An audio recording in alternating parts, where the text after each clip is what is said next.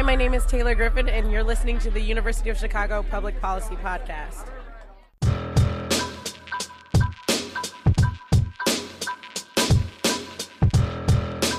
You're listening to Root of Conflict, a podcast about violent conflict around the world and the people, societies, and policy issues it affects. In this series, you'll hear from experts and practitioners who conduct research, implement programs, and use data analysis to address some of the most pressing challenges facing our world. Root of Conflict is produced by UC3P in collaboration with the Pearson Institute for the Study and Resolution of Global Conflicts, a research institute housed within the Harris School of Public Policy at the University of Chicago.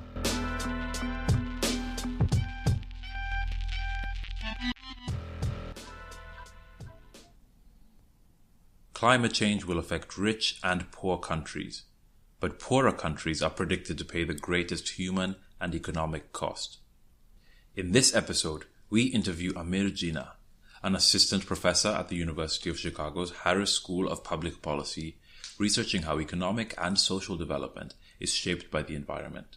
He uses economics, climate science, and remote sensing to understand the impacts of climate in both rich and poor countries.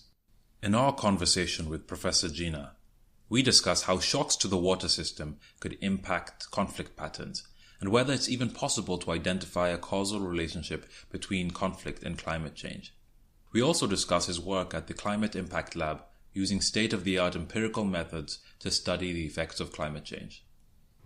Professor Jina, thank you so much for joining us today.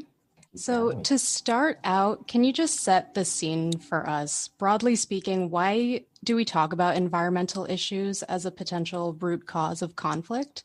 And looking at water specifically, which was the topic of your Pearson Global Forum panel, what does water conflict mean? And what kind of conflict are we talking about? So I think fundamentally why we make this connection is that lots of conflicts, maybe all conflicts, arise as disagreements over resources and access to resources of various kinds. They don't have to be environmental resources, but that's one of the main ways in which different societies will derive some kind of value or well-being.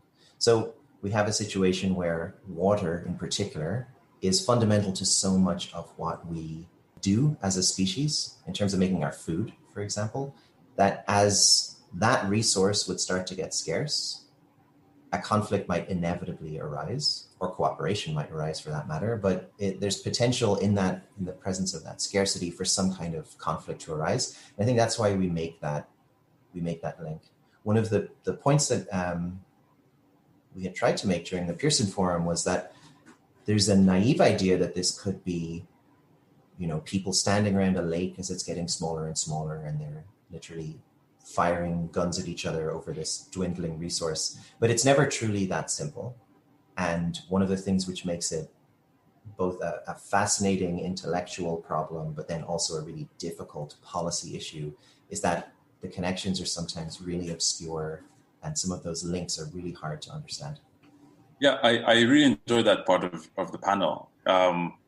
We know that it's notoriously difficult to disentangle the effects of extreme weather, things like higher temperatures, longer droughts, more intense storms from the other political and economic factors that are making conflict more likely. I think one of the examples given was Syria, which took place against a backdrop of a drought across large parts of the Middle East, which caused migration from rural to urban areas. You have an increasing number of unemployed men in the context of rising political instability. So do you find terms such as the terms used to describe the impact of extreme weather caused by climate change, such as catalyst, trigger, threat multiplier? Do you find those helpful in understanding how and communicating how climate change affects conflict? People who are concerned with security, national security, have really attached themselves to this phrase of a threat multiplier. And I think then it becomes, from my point of view, a useful communication tool, partly because there's always going to be a debate about how fundamental issues of climate or the environment are in causing conflict. But I think it's a little bit more easy for people to understand that even if it's not the ultimate and direct cause, it's almost certainly has the ability to be a proximate cause of some kind of issues that we'd see. And so the threat multiplier language is very useful from that point of view. It's not something that I would talk about. It's not a phrase that I would use so much within talking to colleagues about this, where we would probably try to drill down a bit more and understand specific mechanisms, or refer to something as being, and this is going to be very kind of wonky academic speech, but we'd refer to something as a reduced form relationship if we don't understand the mechanism. And we're pretty comfortable talking about those reduced form types of relationships. And then we would drill down in on the mechanisms. But in an abstract sense, particularly outside of talking to the people who work on this issue in a research context, it's pretty useful to be able to say, this is something where threats might exist, and where those threats would be. What a whole other set of risks are, and what we're talking about is something that might amplify risks you already know. So it's not, the other useful part of it is that it doesn't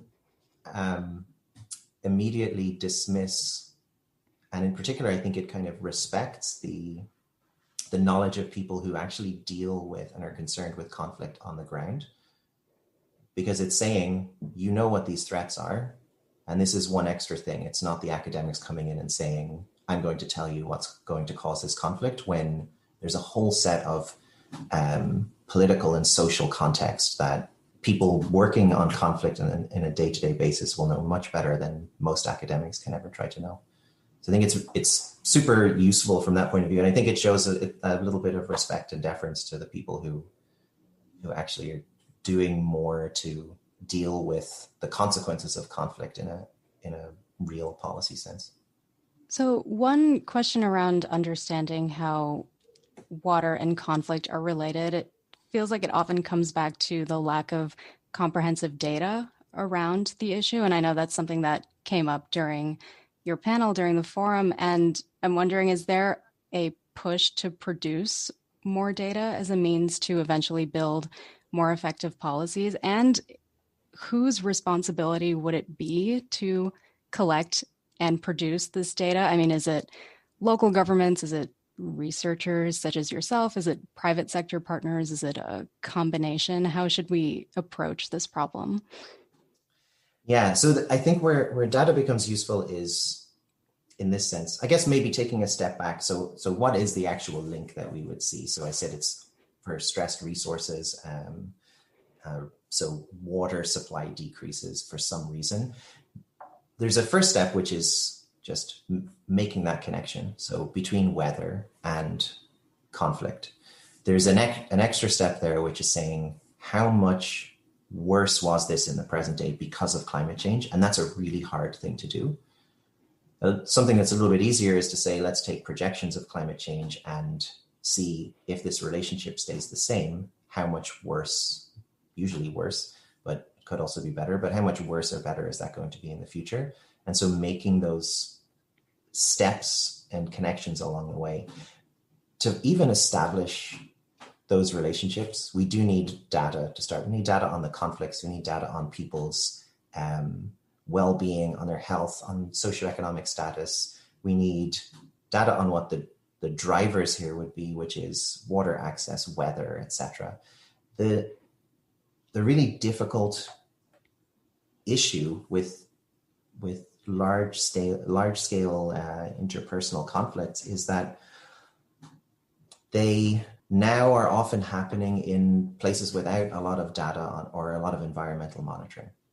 So one of the reasons why this research has exploded in the last few years is because there has been a big push towards measurement, broadly speaking, of the environment, of climate, of weather, and bypassing issues that are particularly tricky, like across all of sub-Saharan Africa, for example, there's very few permanent weather stations.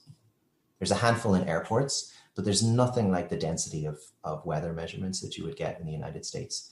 Rivers all across the United States have gauges which tell us what the levels are, what the volume of water flowing are. You just don't get that in a lot of other parts of the world. So there's been innovations there on using satellites, on using models of physics, of the climate, of trying to work out what the weather is in each location. And so we've been filling a data gap slowly. it's being incidentally attached to understanding conflict, because the reason that those models are being made is because of people doing climate research or environmental research, and they develop some global data set. And then the people who had this problem of saying, well, I wanted to understand the environment conflict link in this location where I had no measurements before, suddenly they have some access to data. So we're kind of riding on the coattails of a lot of other well-funded science to do this. And so often those exact measurements aren't exactly what we would need to understand the issue. So coming back to your point then, we're kind of getting lucky at the moment in terms of there being access to data on the environment side. And then a few groups are also measuring conflict in a better and more consistent way. And we have access to things like, now we can go online and scrape news reports for different conflicts and try and build up our databases in a more consistent way. But for this resource to conflict link, I think the level of data that's required to understand the mechanisms part, but also to think about using this information we know about this relationship for early warnings, that's not really there yet. And so what do we need? Coming back to your question, what do we actually need? Whose responsibility is it? In an abstract sense, I mean, hopefully it would be the responsibility of anybody who's negatively impacted by that conflict, because there's some incentive there that should say, yes, we should learn about this. Monitoring networks are pretty expensive to set them up, particularly in the old style way that you would have in somewhere like the United States or parts of Europe.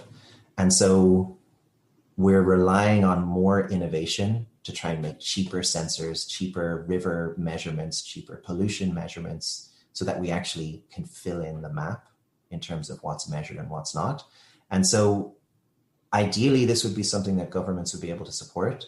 But then we enter the issue of that often comes up when you're thinking about conflict or economic development, which is, what's your priority in that location? If you are a place which is prone to conflict in the first place, where it's hard to do data monitoring, where your population might be poor, is putting in a set of weather stations or river level gauges or something like that actually your highest priority? And the answer is probably no. There's more pressing things.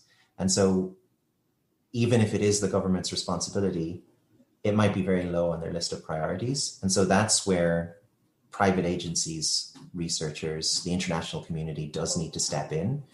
If we believe that this is a major issue, then somebody needs to step in and do it, because the resources just don't necessarily exist to do it at the national level in a lot of places where we really want to monitor this. Thanks for that. You're part of the Climate Impact Lab, which brings together social scientists and climate scientists to try and figure out how much climate change is costing society and who's paying. What are you able to achieve working collaboratively, bringing social scientists and climate scientists together that you might not be able to do alone? My background was actually, I started off as a physicist, then a climate scientist, and then fell into economics almost accidentally. Someone told me about a paper by Esther Duflo, who was the second woman to win an economics Nobel Prize. And this was about 10, 12 years ago. And prior to that, I had a very narrow and biased view of what economics was. I thought it was investment banking. I had no idea. So seeing this paper about the welfare effects of a government pension refund in South Africa on granddaughters of women who got this transfer, that to me was kind of mind-blowing. So I kind of emerged from or moved from climate science more into economics, and have tried to keep those two things together as much as I can. The drawback of that, or the difficulty with that, is it's pretty hard to try and be an expert in one thing, let alone an expert in multiple things. And so early on, I had to give up the idea that I'm going to be an expert in these two things separately, but that there's very few people sitting at this intersection. And what that allowed me to do was have a language to be able to communicate with both of those fields and to try and bring